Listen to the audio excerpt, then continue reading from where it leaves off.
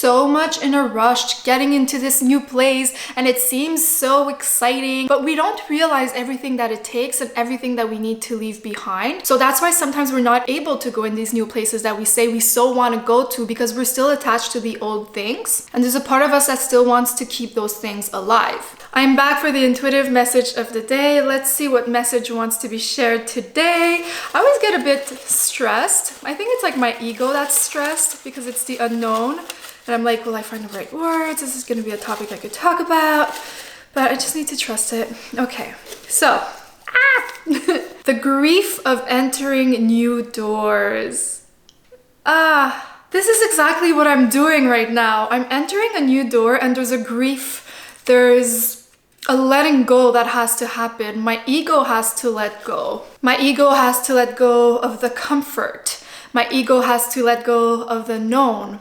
So when we are entering a new door, we are also closing other doors. We can't enter new places if we don't close the old doors. So as much as that sounds appealing, as much as that sounds fun and like, yes, I want all these beautiful new things. I want to enter this new era of my life. To be in that space, we have to let go of things that are not in alignment with this new place we're going, with this new door. We have to shut the other doors. And that means there's a grief because we've attached an identity. We are attached to things of the past, to identities we thought we were. And to be able to fully step into these new places, we have to let go of these old identities. And that's why sometimes it's okay if it takes time.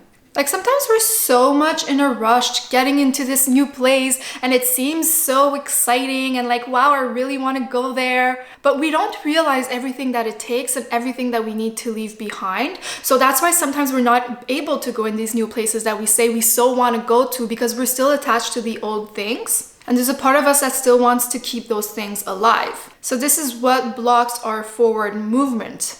This is what blocks us from stepping into that new door. Like we see the door, we see it, it's there, the door is open and we want to go, but there's like a force pulling us back. And this is what you have to ask yourself. Everything that I do want, this place where I want to go, this door that I see that feels like a better outcome, feels like a better place I want to go in. What is stopping me from going through that door? What are the things I'm still attached to, the identities I'm still attached to? Like, let's find an example. I want to meet the love of my life and I want to spend the rest of my days with this person. I want to raise a family. I want to be into a loving, caring relationship. But then I'm still attached to the wounds I have around relationships. I'm still attached to the idea that all men are the same or I'll be rejected. I'm still attached to the fear of being abandoned. I'm still attached to all the stories of the past that have been keeping me from actually being in a fulfilling relationship.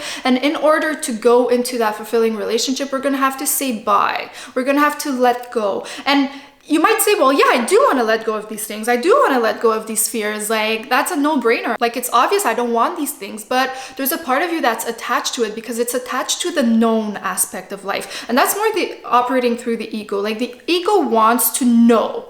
The ego feels safe with the things that are familiar. And we could call the ego also the subconscious mind, okay? But the part of you that is attached to an identity feels safe knowing what to expect. So going into an unfamiliar ground feels very scary. So even if you want to let go of these things, there's a part of you that is terrified to let go of them because it's like, but I don't know what's on the other side. I don't know what's on the other door. I see it, but I don't know what it's going to lead to. And that feels very scary. So maybe what's stopping you from entering that door is releasing the need to know, releasing the need to have it all figured out, and trusting in all the potential that is ahead, trusting in everything that is going to unfold, and trusting that there's so much that we don't know yet, and it doesn't mean that it's something to run from. So in order to step into this new door, we have to grieve the part of us that wants to know everything,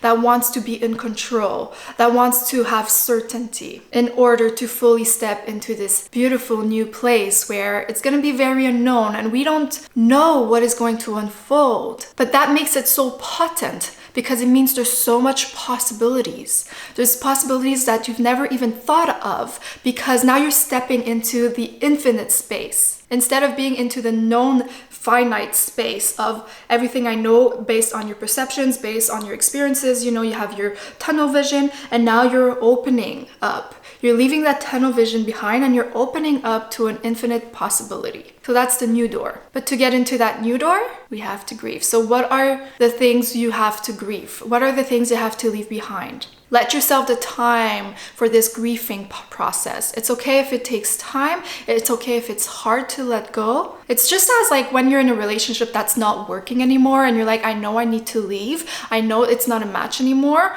but it's so hard to let go because we're attached to the person, we're attached to the memories we have with this person, and we're attached to the potential we thought this person had. And now we have to let go and we're stepping into a full unknown space. And even if we know this is what's best, it's still hard to let go. When even when we do let go, we need to take a moment to truly feel into our emotions, live our grief, live our pain, and then we can move on. So opening a new door is actually just moving on and letting yourself time to move on. So don't rush it.